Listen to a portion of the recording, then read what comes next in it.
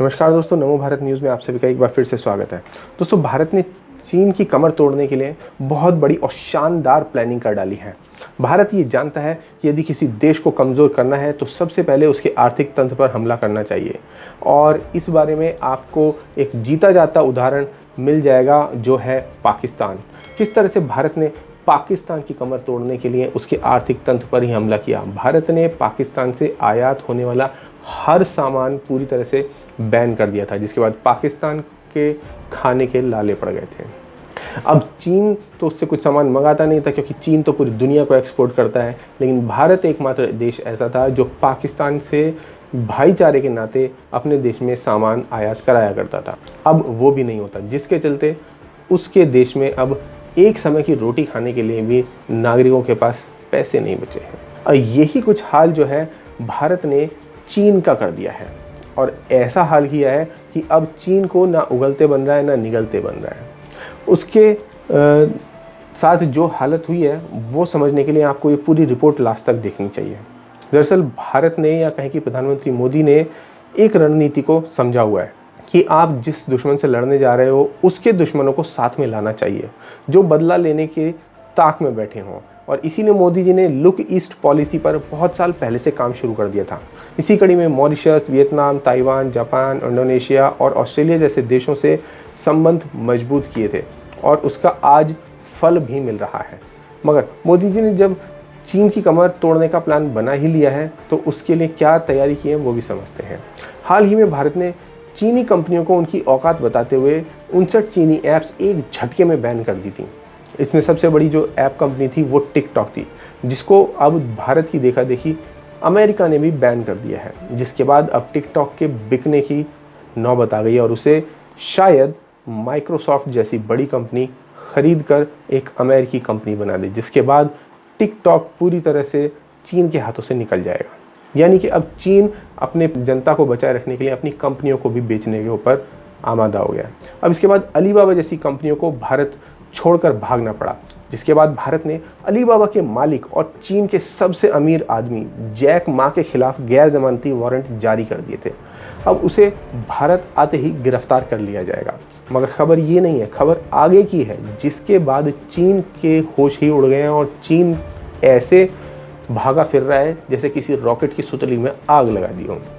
अब इससे भी 4 कदम आगे बढ़ते हुए चीन की ऐसी कंपनियों के खिलाफ टैक्स चोरी से संबंधित कार्रवाई की जा रही है भारत में, जिन्हें देश से निकालने की कोई वजह नहीं मिल रही थी, मगर उनकी वित्तीय अनियमितताओं के कारण अब वे पकड़ में आ गई हैं। दरअसल भारतीय टैक्स अधिकारियों द्वारा चीनी संस्थाओं से जुड़ी फर्जी कंपनियों के जरिए मनी लॉन्ड्रिंग और हवाला लेन देन के खुलासे के एक दिन बाद चीनी दूतावास ने आज दिल्ली में कहा कि विदेशी सरकारों और संबंधित विभागों को चीनी नागरिकों की सुरक्षा और कानूनी अधिकारों को सुनिश्चित करने के लिए कानून को बिना भेदभाव से लागू करना चाहिए, क्योंकि चीन भी ये समझ रहा है कि अब उसका भारत में टिक पाना तो नामुमकिन है।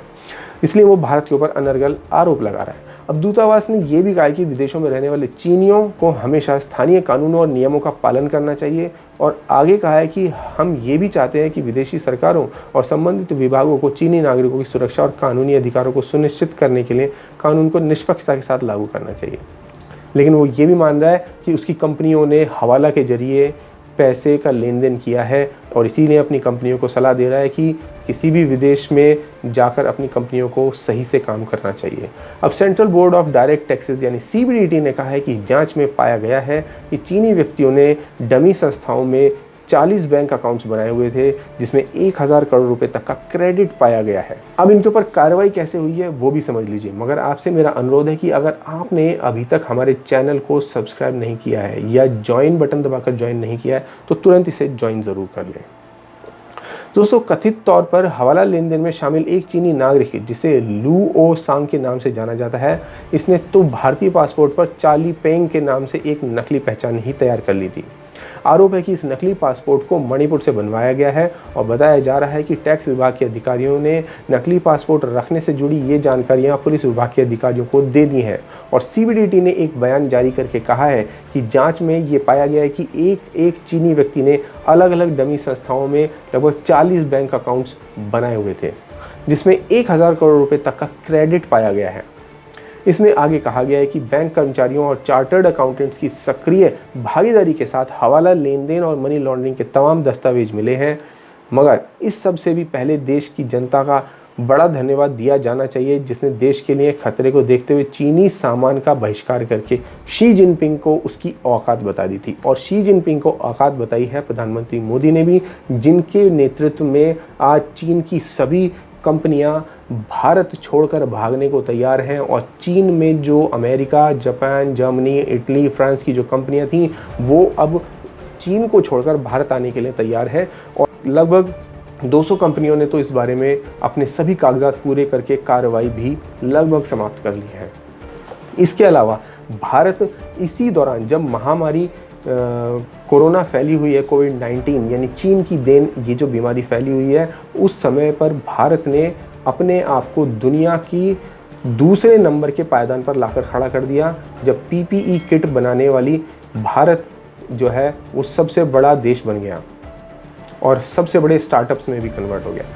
मगर दूसरी तरफ चीन को मात देने के लिए चीन के सभी उत्पादों को भारत ने बहिष्कार किया।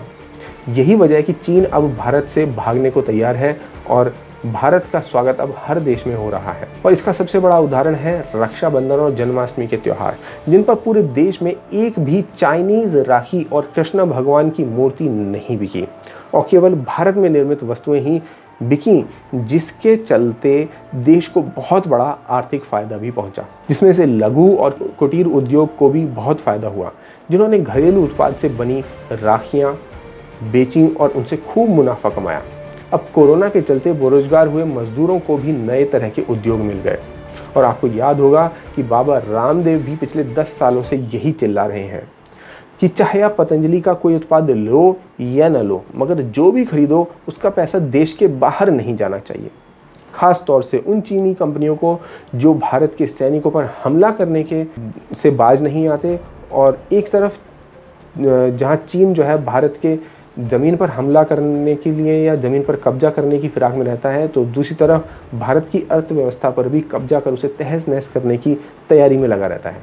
मगर अब आज जो रणनीति मोदी जी ने खेली है, उसके बाद जैसे चीन बुरी तरह से बौखला गया है और इसी कड़ी में कभी नेपाल, कभी पाकिस्तान, तो कभी ईरान के साथ मिलकर भारत के खिलाफ षड्यंत्र रच रहा है। मगर बहुत से देश, जिनमें श्रीलंका भी शामिल है, अब चीन के झांसे से बाहर निकल चुके हैं और बता रहे हैं कि वो कैसे तड़प रहे थे। और ये भी जान गए हैं कि चीन एक ऐसा अजगर है जो चुपचाप अपने शिकार के पास आता है और अपने शिकार को पूरा का पूरा निगल जाता है, मगर उससे पहले वो अपने शिकार का पूरी तरह से दम घोंटता है, हड्डियों को तोड़ देता है, शिकार को लाचार कर देता है और अंत में शिकार को साबुत ही निगल जाता है। ये करता है अजगर। इसी तरह का एक अजगर बन चुका है चीनी ड्रैगन। जी हाँ, नाम को ये ड्रैगन है जिसे चीन में बहुत ही पवित्र माना जाता है, मगर ये चीनी ड्रैगन अब एक उस शिकारी अजगर के जैसा हो चुका है जो अपनी भूख मिटाने के लिए अन्य देशों पर, उनकी ज़मीनों पर कब्जा कर रहा है। लेकिन अब चीन की आर्थिक तंत्र पर हमला करके मोदी जी ने इस अजगर की रीढ़ की हड्डियां ही तोड़ दी हैं और अब ये लाचार हो गया है। तो दोस्तों, आपका इस पूरी खबर पर क्या विचार है, हमें कमेंट बॉक्स में लिखकर ज़रूर बताएं। साथ ही साथ इस वीडियो को ज़्यादा से ज़्यादा शेयर करें। धन्यवाद। जय हिंद। वीडियो को लाइक, सब्सक्राइब और शेयर करना ना भूलें। अपने विचारों को कमेंट बॉक्स में लिखकर हम तक जरूर पहुंचाइए।